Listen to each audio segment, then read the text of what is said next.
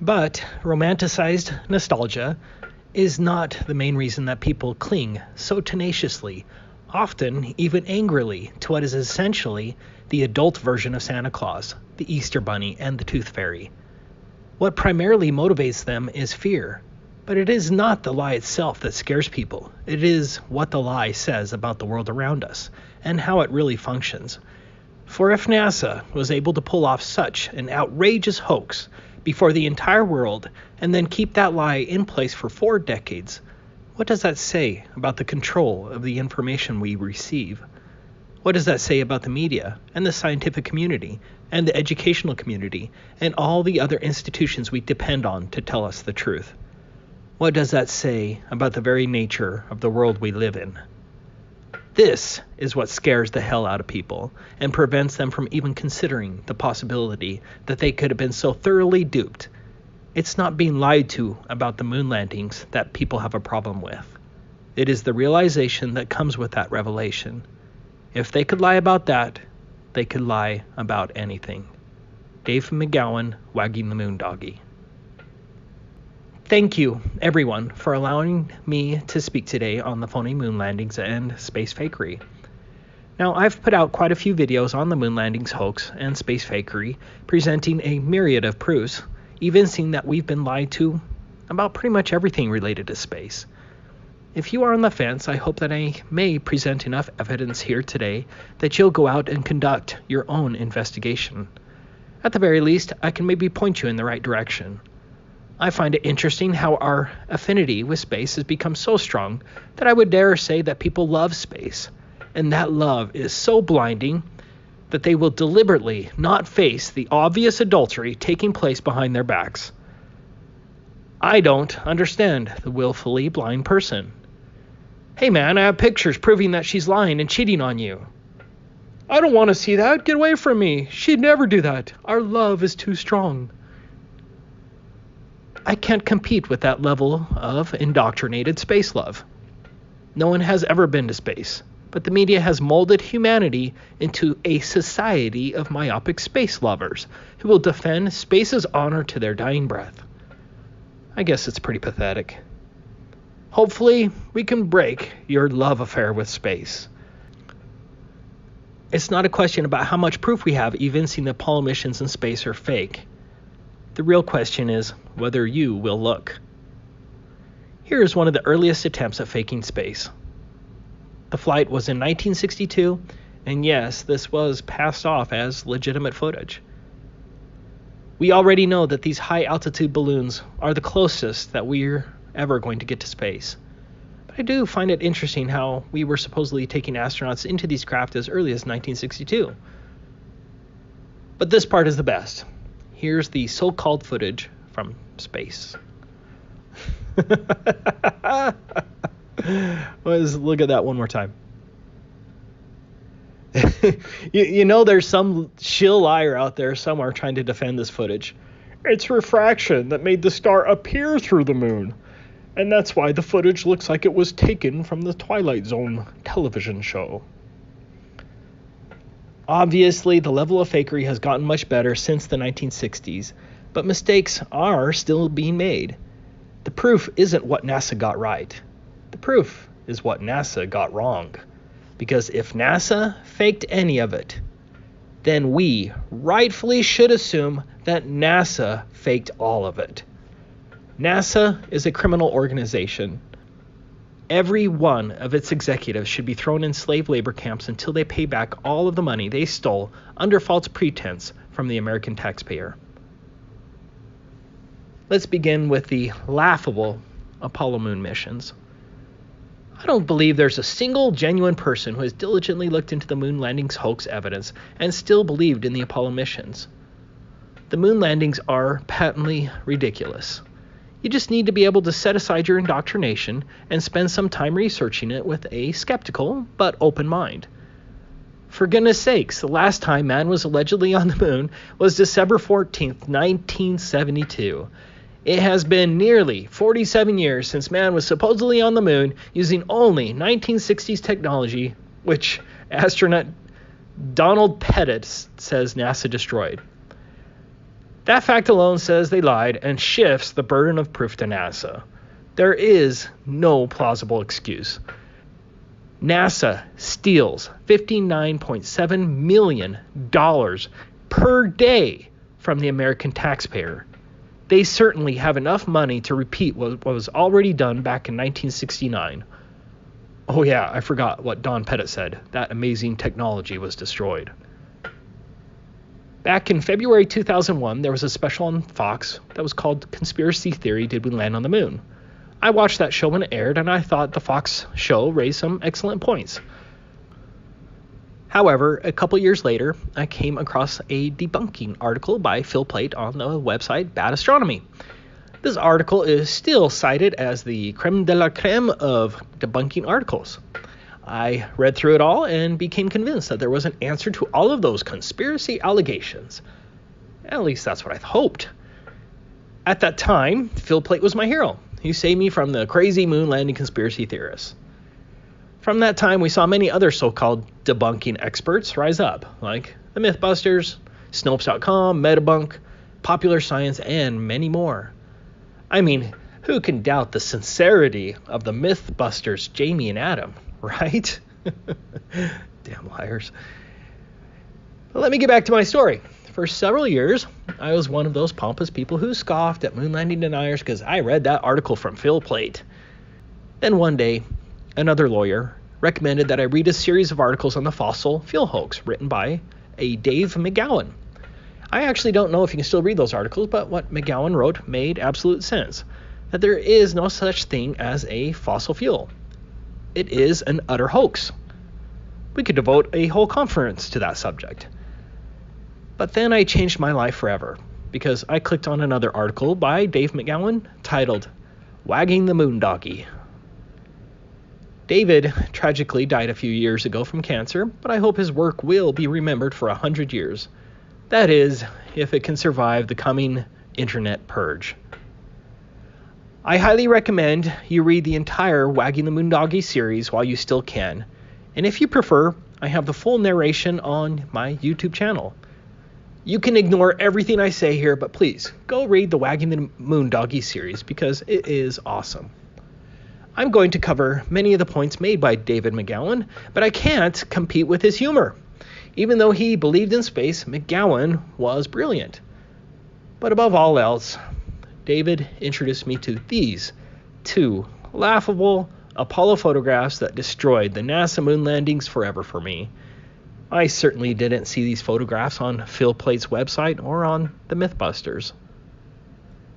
This here is the official lunar lander. When I usually show this to people, they automatically think it's a joke. No, seriously, this is an official photograph of the Apollo lunar lander, and you have to be a damn idiot if you don't see how ridiculous this is. Fortunately, they took a close-up photograph as well. Curtain rods, aluminum foil, tar paper, scotch tape, some useless abstract art sculptures that do nothing but look spacey, and some very poor construction. Look at the paneling. It's a disaster. If someone sheetrocked your basement like this, you'd demand your money back. But this is supposed to be an amazing spaceship constructed by the best engineers and scientists. It's absolute garbage. A shameful prop made by a high school drama club. Looking at the photographs side by side, it's unbelievable to me that they got away with this for so long. Are academics, scientists, and engineers so institutionalized that they can't see how absurd this is? It's incredibly stupid. I'm sorry, but this is not a spaceship, so this brings me to proof number 1, the lunar lander joke. There are so many problems that this entire presentation could be on the lunar lander. The first huge problem I want to discuss about the lunar lander is the fact that it was never flown on Earth. Not even once. Please go and try to find a video of astronauts getting some flight time in this piece of junk. Just think about it. This drama prop was never, even allegedly, flown by an astronaut on Earth in front of a camera. In fact, besides NASA's alleged dubious pictures in space, there is zero proof that this alleged vehicle could actually fly. This comical contraption, after traveling 234,000 miles in space, supposedly fell from lunar orbit at 4,000 miles per hour, and this difficult maneuver was never practiced. The lunar lander landed in poor visibility on very rough, crater and boulder infested terrain that was all the same Portland cement color. Just imagine how easy it would have been to hit a boulder or fall into a crater when you only have these small windows flying over terrain that all looks like Portland cement. This difficult type of landing was never practiced. The lunar lander ascent stage then supposedly blasted off the moon, again achieving 4,000 miles per hour to rendezvous up in space with a spaceship that had been orbiting the moon dozens of times. Again, this maneuver was never practiced on Earth. Here is Armstrong flying one of the much smaller so-called training vehicles in optimal conditions. In this vehicle, he has full visibility and there is no rough terrain. The accident almost killed Armstrong, but he wasn't alone. 3 of the 5 training vehicles crashed, and the training vehicles were much smaller, had much better visibility, were flown in optimal conditions over runways in daylight, were never flown in situations similar to what would be experienced on the moon, and still 3/5 of the training vehicles crashed. That is not a good safety record, and these were far simpler craft. Notice that the conditions the training vehicle was flying over were nowhere near what would happen on the moon. It's flying over an airfield. You'd think that NASA would want its astronauts trained to fly in low visibility over rough, rocky terrain so that its astronauts would have practice not hitting a boulder or falling down a crater. Yet, NASA didn't find it prudent to have the astronauts actually practice flying the lunar lander on Earth. No reasonable, prudent person would consider this a safe way of landing on the moon. Could you imagine what would have happened if Apollo 11 crashed its untested lander and the astronauts all died a horrible death, and the public found out that NASA never actually had the astronauts practice flying the lunar lander multiple times on Earth? NASA would have been defunded forever, and its managers would have probably gone to prison. There's simply no way that NASA would have taken such a risk, and there was only one way NASA was guaranteed 100% success, and that is by faking it. Next, they want you to believe that this piece of junk could support life up to 3 days on the moon. What kind of life support would be necessary? What kind of air conditioning would be necessary in the harshest environment imaginable? The temperature on the moon allegedly varies from negative 387 Fahrenheit at night to 253 Fahrenheit during the day. The Apollo 17 astronauts supposedly re-entered the lunar lander on 3 occasions after even driving around in a dune buggy. What kind of dust-absorbing system did it have? Where were the batteries to give it power for 3 days? How much oxygen did it have to repressurize on each occasion and last for 3 days? How was there so much room in the lunar lander that NASA was able to attach a dune buggy on later missions? Did NASA have the foresight to leave a large trunk for a fold-up dune buggy with tires and large 1970 batteries? What about all of the bulky experiments? Where did they fit? The lunacy of the lunar lander should be enough to convince any thinking person that the moon landings were fake. But we can't stop now. Exhibit 2. Kubrick's Apollo 11 lunar docking footage.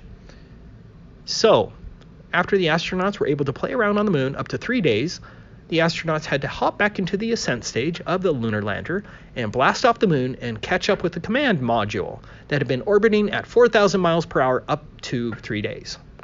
Fortunately, the NASA astronauts knew exactly where the command module was after it had supposedly traveled 768,000 miles. It's also important to note that not one person on Earth was able to film this command module orbiting the moon with a telescope. You can supposedly see dark craters on the moon that are only 1 kilometer in diameter, but you can't see a large chrome spacecraft that would be reflecting sunlight like a mirror orbiting the moon dozens of times. There should be dozens of amateur astronomy videos showing the command module orbiting the moon, but they don't exist. But I especially love this Apollo 11 redocking footage. This is absolutely ridiculous. These are 1960s special effects and are obviously fake to even a child. Look at the jerky motions. Look at the total lack of thrusters being used. I've had many people ask me if this is genuine NASA footage, and yes, it is. I actually feel pretty bad for you if you believe that's a spaceship that just blasted off from the moon traveling at 4,000 miles per hour. Maybe you noticed that the video footage of the docking lunar lander appears eerily similar and as fake as Kubrick's 2001 A Space Odyssey. Exhibit 3. The preposterous Apollo ascent stage. The last video was shockingly ridiculous. Again, it's unbelievable that anyone with a brain, let alone a degree, believes that was a real spaceship traveling at 4,000 miles per hour docking in lunar orbit. Institutionalized conformity is amazingly powerful, as even individuals with a PhD won't allow themselves to question their institutions. But this gets even better. This is official NASA footage of the Apollo 15 and 17 ascent stages. Remember, the engine was never even allegedly turned on beforehand. In addition to the preposterous and obviously fake footage, NASA claims that it used a remote control to operate the camera on the moon buggy left behind, and then beamed that video footage back to Earth 234,000 miles away. We didn't even have decent television remote controls in 1972, but NASA could not only operate the camera from 234,000 miles, NASA could also pan up and follow the lunar ascent stage and zoom out all in real time without delay. Look again, the camera zooms out and pans up in real time, and this remote control was supposedly 234,000 miles away. That, ladies and gentlemen, is impossible. Does anyone here actually think this looks real? One other thing, notice that there is no thrust from the nozzle. Yes, there should have been a huge flame and obvious light source from the nozzle. Exhibit 4. No blast crater and no scorching. This is a 7,500 pound thruster. Look at its power. Look at its heat. Look at the light it creates. Look at the dust it kicks up. And yes, the Apollo astronauts claim that its lunar lander also kicked up dust, and the phony footage shows the same.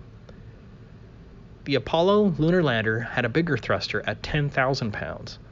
Obviously, the 10,000 pound thruster failed to displace or scorch any of the lunar soil. In one case, you can see the nozzle is actually bent as it collapsed on the surface. The nozzle is literally buried in the ground, and still it did not affect the lunar soil. It's very clear a crane sat this lunar lander down on the soil. There was no rocket. Exhibit 5. The marionette astronauts. I already touched on this in my last video, but the evidence is compelling. The astronauts were dangling from wires, and you can see it multiple times. This video proves that the astronauts did dangle by wires. There really isn't much more to say then.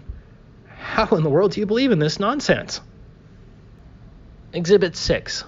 The unmistakable Apollo movie backdrop. You can clearly see the use of 1960s movie artificial backdrops here. It's obvious. The backdrop lines are visible throughout all the missions. In this case, you can even see the carpet used to blend in with the backdrop. No reasonable person can deny that these are movie backdrops. This was not filmed on the moon. Exhibit 7. Thousands of studio quality photos. Our NASA actors were able to impossibly produce thousands of studio quality photos. What's wrong about that? It is the fact that the astronauts did not have the ability to use the viewfinder to frame their shots, or to manually adjust aperture, focus, or shutter speed, and do so all without the benefit of secondary light sources. But the astronauts managed to do this nearly every time. This can't happen in real life. Here's how McGowan put it, skipping ahead 2 sentences. Simply stated, it would not have been possible to capture any of the images allegedly shot on the moon in the manner that NASA says they were captured. Back in the day, you see, and the younger readers may again want to cover their eyes, cameras weren't all that smart, so everything had to be done manually. The photographer had to manually focus each shot by peering through the viewfinder and rotating the lens until the scene came into focus. The proper aperture and shutter speeds had to be manually selected for each shot as well to ensure a proper exposure. That required peering through the viewfinder as well to meter the shot.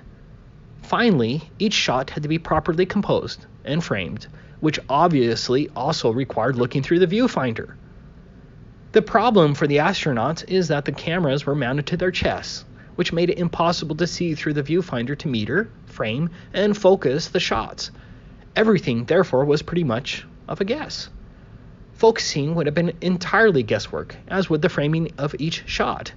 An experienced photographer can accurately estimate the exposure settings, but the astronauts lacked such experience, and they were also handicapped by the fact that they were viewing the scenes through heavily tinted visors, which meant that what they were seeing was not what the camera was seeing. To add to their troubles, they were wearing space helmets that seriously restricted their field of vision, along with the enormously bulky pressurized gloves that severely limited their manual dexterity.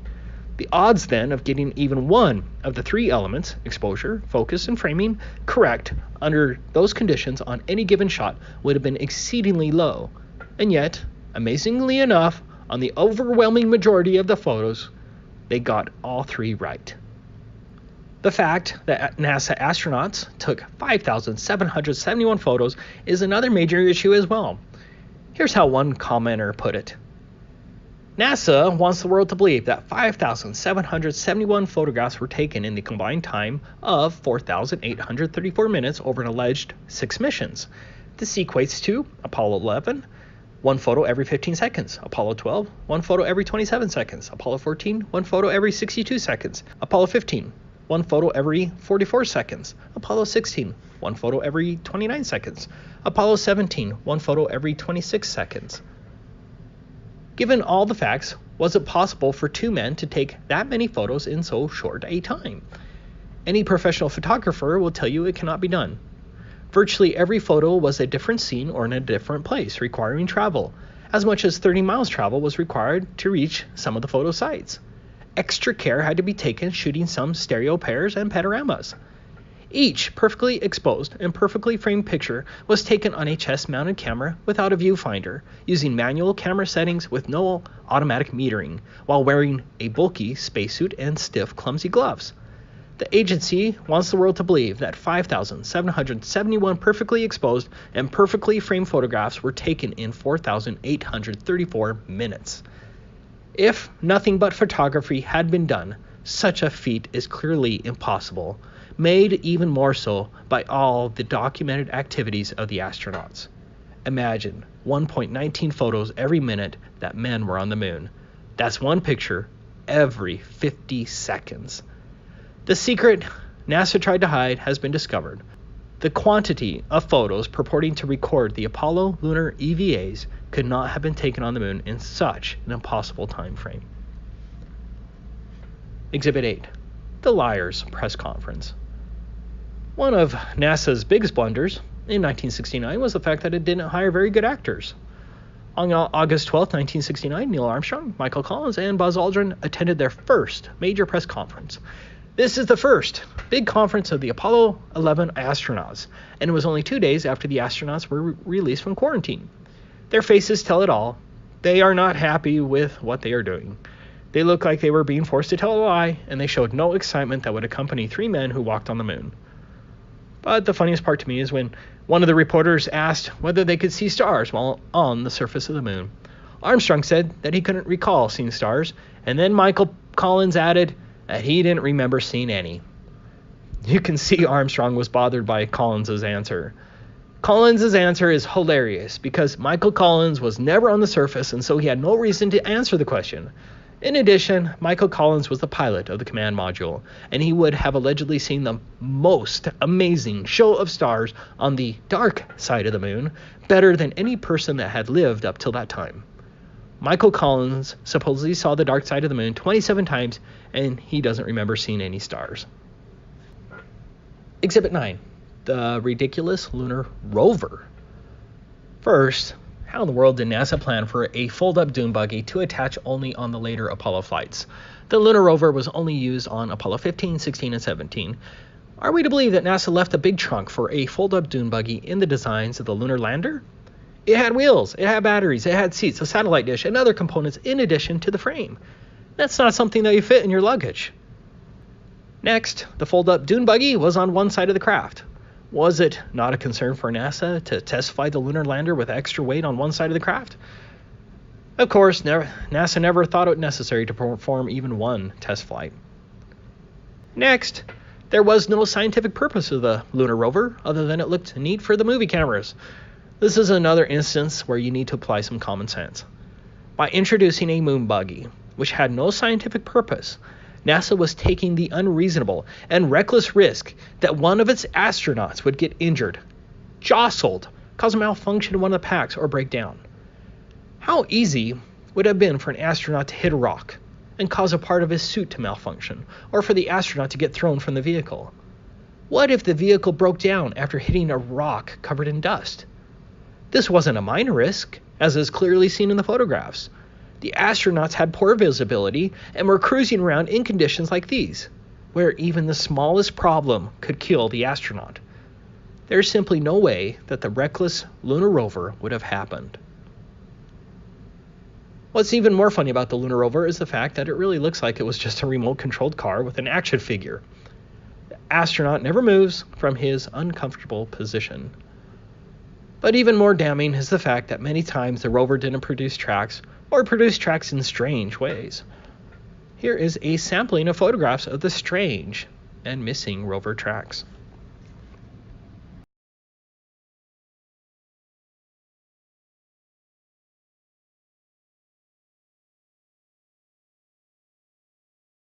Exhibit 10, proof of secondary light sources.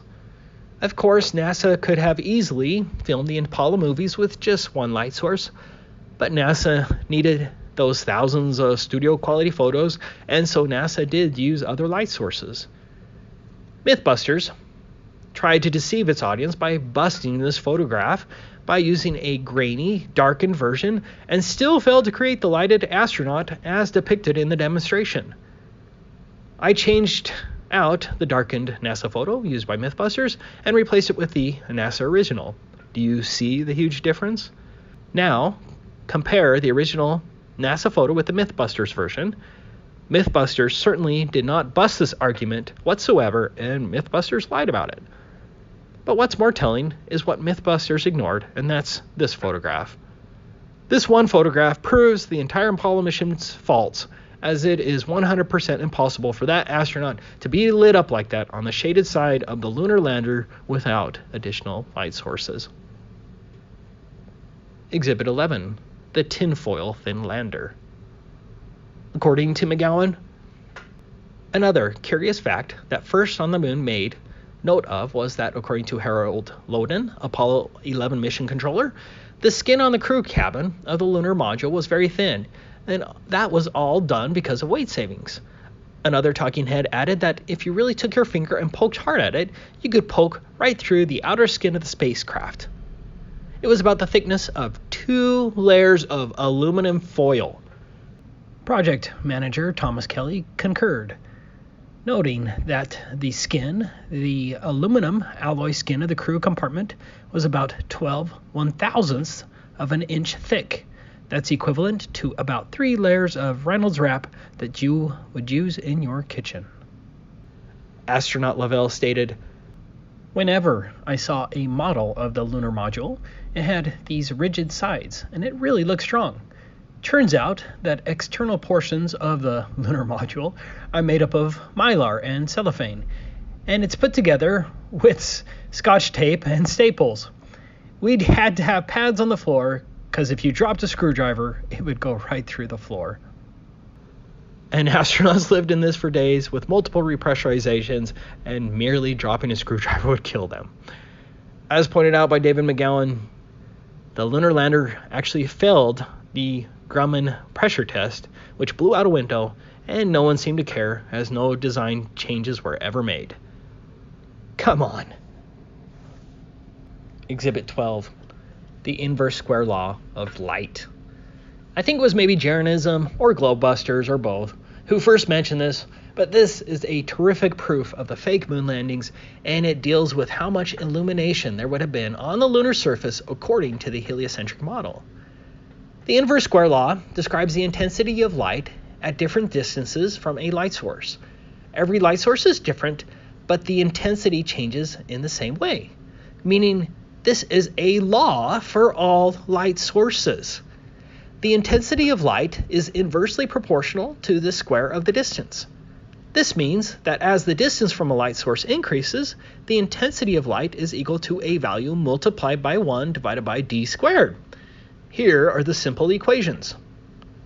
As an example, if you place a 100 lumen bulb in a floodlight that shines on only 1 square meter of surface, that surface will be lit at 100 lux. However, if you back the floodlight away to shine on 4 square meters, the surface is now lit with 25 lux. The full moon, which is supposed to be reflecting sunlight, has an illuminance up to 1 lux on the Earth's surface. That's not substantial, but a full moon has enough illuminance to read from it here on Earth. It is allegedly 376,285 kilometers to the moon, from Earth's surface to moon surface. Let's assume our Apollo astronaut is 0.01 kilometers, or 1 meter, above the surface of the moon. We now plug the numbers into our inverse square law equation to find the intensity of the moonlight at the surface, solving for intensity at distance 2. I have the numbers on the printout, but you can see for yourself the problem. Sunlight has an illuminance up to 128,000 lux on Earth. That's pretty bright. That's as bright as it gets. Assuming my math and figures are right, applying the inverse square law, the Apollo astronauts would have experienced 1,106,175,009,570 times more illuminance on the moon's surface than direct sunlight on Earth. Essentially, based on the inverse square law, at the moon's surface, the light would have been the most blinding light imaginable, and there should have been no photographs possible on the lunar surface. This proves, based on physical laws, without a doubt, that there were no Apollo moon landings. There are so many more proofs that I haven't listed, but I'm getting tired. Here are just a few more quick points. Go to this website, aulis.com, is the best moon landings debunking website out there. There are many articles written by PhDs and other experts in the field, but this was one of my favorite articles. Using parallax laws, the study concluded the following. The Apollo 15 photographic record does not depict real lunarscapes with distant backgrounds, located more than a kilometer away from the camera. These pictures were, without a doubt, taken in a studio set up to 300 meters in size. A complex panorama mimicking the lunarscape shows degrees of movement, such as horizontal and vertical changes, to give an impression of imaginary distance to the objects and perspective. Stereo parallax proves the Apollo mission's fake.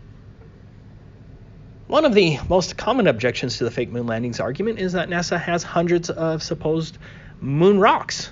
Of course, no one knows where these rocks are, and no one is allowed to actually independently investigate these moon rocks, but NASA itself destroyed this biggest proof of theirs when it gave one of its so-called moon rocks to a Dutch museum that actually analyzed the rock. As it turns out, the Dutch were given a glorious piece of petrified wood that most certainly didn't come from the moon. When one rock is proven fake, then we, the people, must rightfully assume that the rest of these alleged rocks are also fake. Building on the fact that you can see the 1960s movie backdrops repeatedly during the Apollo missions, we run into another problem. NASA reused same backdrops for different locations. Here's a good example. Another point that isn't discussed much, but I think it is a real issue for anyone who has been on a 12-hour flight, you know what I'm talking about. It is the human impossibility of sitting in a confined space for 12 days straight. Astronaut Ronald Evans on Apollo 17 supposedly sat like this for 12 days and 13 hours. I don't think that's humanly possible, and no one discussed this extreme torture. Finally, go through all of the photographs analyzed by Jack White, found on the AULIS website. It's fantastic, and it would take me hours to go through them all. Hopefully, there's no one left here that still believes in the Apollo moon landings. If you do, I'm sorry. I truly am. Once we agree that they faked the moon landings, and you have to be suffering from a major case of cognitive dissonance not to see that NASA did indeed fake it all, the next question I like to ask is, what are the reasonable implications of the fake moon landings? Here are my 10 implications. First, NASA has perpetrated a tremendous fraud on the world and cannot be trusted. All NASA missions should be presumed fraudulent unless proven otherwise with overwhelming evidence. Second, there will not be a Mars landing anytime soon, and it is right to assume that there is no rover on Mars or even satellite probes being sent throughout the solar system with obvious fake CGI images of space and the planets. Third, all first and second world countries failed to reveal the big Apollo lies and are controlled in some manner. All other landings by China, Japan, Russia, etc. are also likely fraudulent. Fourth, there was no big space race between the Americans and the Russians. It was fake. There was no benign reason to allegedly beat the Russians to the moon by faking the Apollo missions. The Russians were in on the deception, as evidenced by Luna 16. And if you don't know what Luna 16 was, here it is. I always have to laugh at the giant penis. You can't unsee that. Sorry. Fifth, the media cannot be trusted, as the media incessantly praises and repeats the patent lies of NASA, continually reinforces the fraudulent moon landings, and derogatorily labels anyone who rightfully thinks otherwise a conspiracy theorist. Sixth, universities, professors, astrophysicists, engineers, major churches, police organizations, the FBI, the courts, WikiLeaks, politicians, etc. all failed to uncover the obviously faked moon landings. They are controlled, directly or indirectly through conformity. Humanity cannot put their trust in these pseudo-scientists and mainstream institutions. Seventh, SpaceX and every other mainstream source has failed to reveal the fake moon landings. SpaceX receives substantial funding from NASA. SpaceX even speaks of a future Mars mission. SpaceX is also likely fraudulent. Eighth, there were no pictures of the Earth taken from space during the Apollo missions, including the famous 1972 Apollo, the blue marble photograph. Ninth, governments and their lying lackeys and shills can get away with big effing lies. Finally, every thinking independent person should now question all government and academic claims of space, the nature of the universe, the solar system, satellites, the Hubble telescope, the space shuttle, the ISS, and even the fundamental shape of the Earth. Skepticism is the only reasonable position, not conformity. Yes, the space fakery has continued since the Apollo missions. There are so many examples of space fakery now that it is hard to choose which ones to share. I think my favorite one is this augmented reality fail, as the ISS astronaut on the left grabs nothing from the other astronaut and sets nothing down. I love the guy in the background that is zooming around here on a harness back and forth. This wasn't a good day for NASA. And I think I just caught a new mistake. Maybe someone else has already pointed it out. But do you remember this disappearing astronaut? It's a continual shot. And so the naysayers can't claim that it's just splicing two clips together. But here's a similar one, just not as obvious. Do you see how his foot becomes see-through? Anyways, I could go on for days on all the space fakery from all the different nations. Unmistakable, permed hair that flows nothing like it should in a zero-G environment. Bubbles in space, repeated CGI mistakes.